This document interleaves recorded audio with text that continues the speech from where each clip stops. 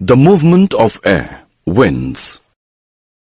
When air is heated by radiation from the heated land or water, it rises. But since land gets heated faster than water, the air over land would also be heated faster than the air over water bodies. So, if we look at the situation in coastal regions during the day, the air above the land gets heated faster and starts rising. As this air rises, a region of low pressure is created and air over the sea moves into this area of low pressure. The movement of air from one region to the other creates winds.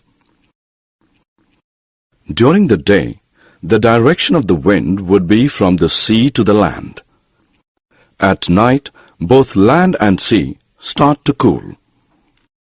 Since water cools down slower than the land, the air above water would be warmer than the air above land.